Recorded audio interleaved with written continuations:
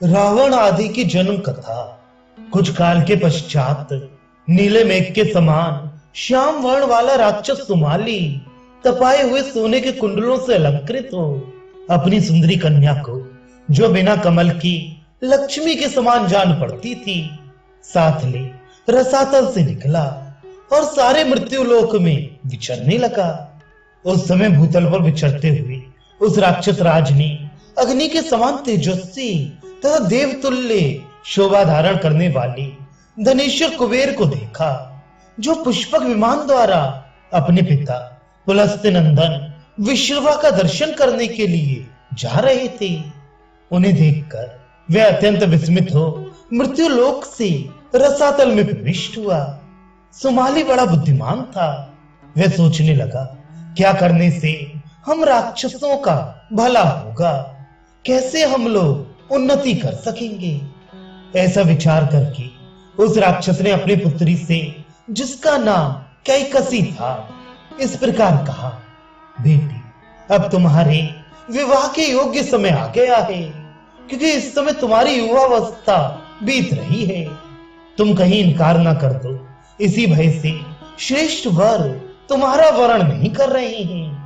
पुत्री, तुम्हें विशिष्ट वर की प्राप्ति हो, इसके लिए हम लोगों ने बहुत प्रयास किया है, क्योंकि कन्यादान के विषय में हम धर्म बुद्धि रखने वाले हैं।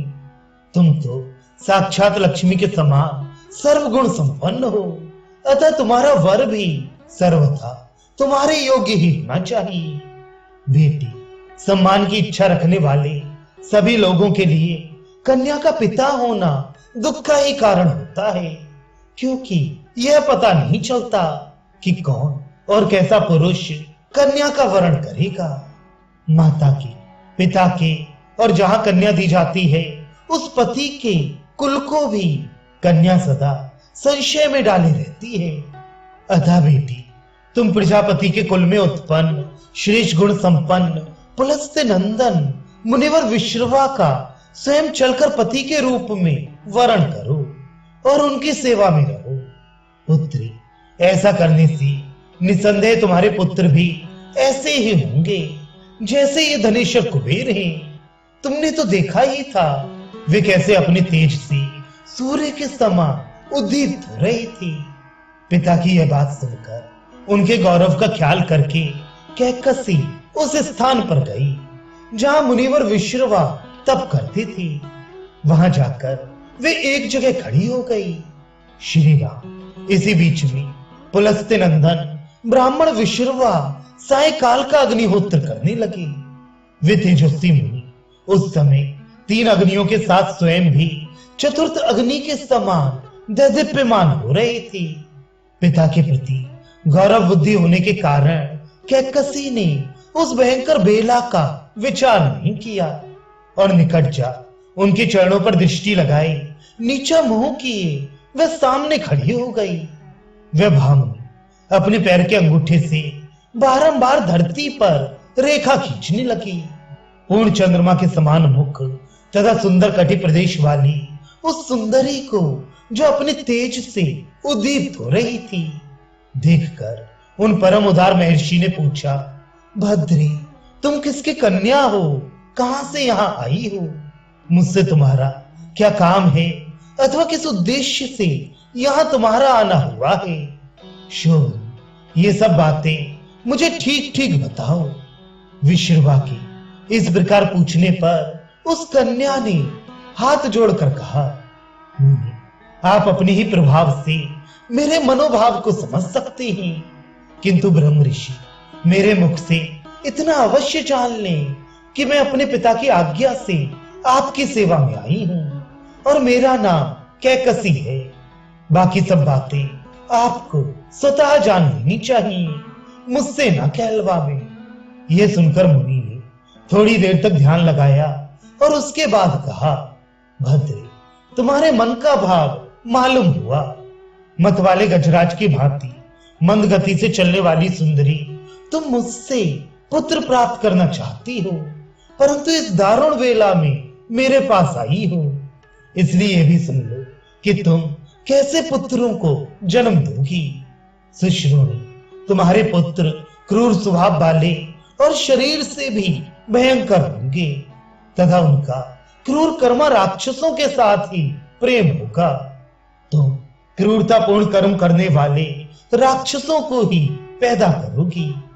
मुनि का यह वचन सुनकर कैकसी उनके चरणों पर गिर पड़ी और इस प्रकार बोली, भगवान, आप ब्रह्मवादी महात्मा हैं। मैं आपसे ऐसे दुराचारी पुत्रों को पाने की अभिलाषा नहीं रखती, अतः आप मुझ पर कृपा कीजिए। उस राक्षस कन्या के इस प्रकार कहने पर पूर्ण चंद्रमा के समान मुनिवर विश्रवा रोहिणी जैसी सुंदरी कैकसी से फिर बोली, शुभामुनि, तुम्हारा जो सबसे छोटा एवं अंतिम पुत्र होगा वे मेरे वंश के अनुरूप धर्मात्मा होगा, इसमें संशय नहीं है। श्री राम। मुनि के ऐसा कहने पर कैकसी ने कुछ काल के अनंतर अत्यंत भयानक और क्रूर स्वभाव वाले एक राक्षस को जन्म दिया, जिसके 10 मस्तक, बड़ी बड़ी दाढ़ी, तांबे जैसे ओंठ, 20 भुजाएं, विशाल मुख और चमकीले केश थे। उसके शरीर का रंग कोयले के पहाड़ जैसा काला था। उसके पैदा होते ही मुंह में अंगारों के कौर लिए गीदड़ियां और मांस बच्चे गिरध आदि पक्षी दाईं ओर मंडलाकार घूमने लगे।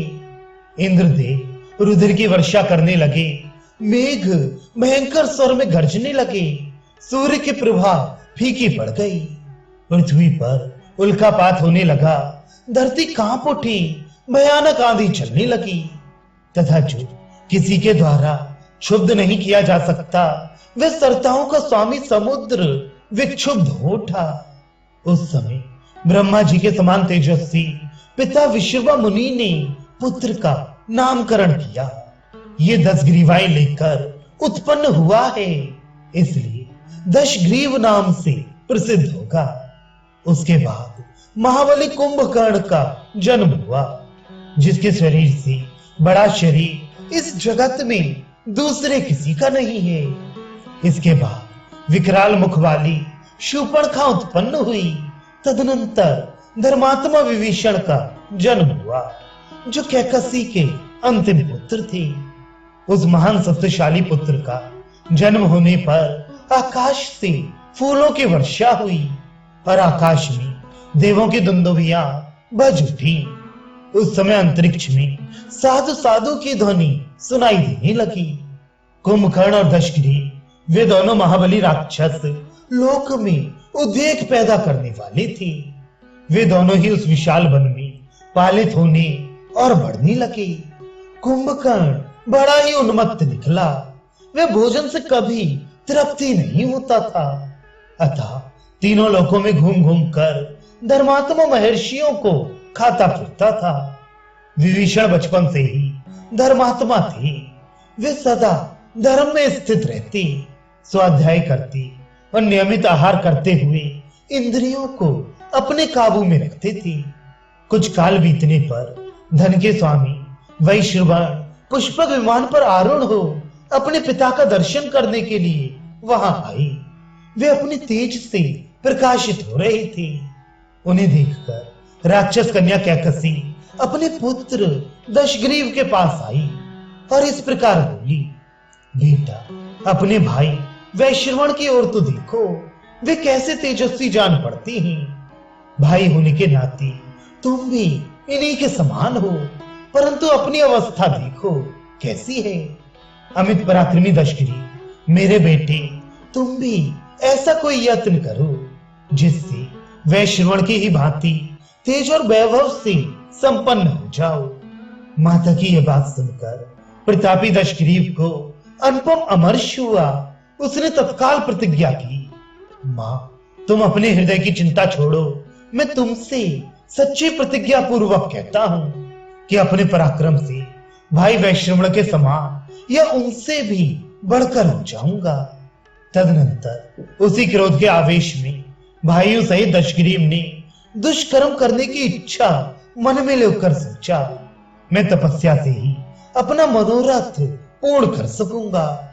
ऐसा विचार कर अपने मन में तपस्या का ही निश्चय किया और अपनी अभीष्ट सिद्धि के लिए वह गोकर्ण के पवित्र आश्रम पर गया। भाइयों सहित उस भयंकर पराक्रमी राक्षस ने अनुपम तपस्या आरंभ की। उस तपस्या द्वारा उसने भगवान ब्रह्मा जी को संतुष्ट किया और उन्होंने प्रसन्न होकर उसे विजय दिलाने वाले वरदान दिए।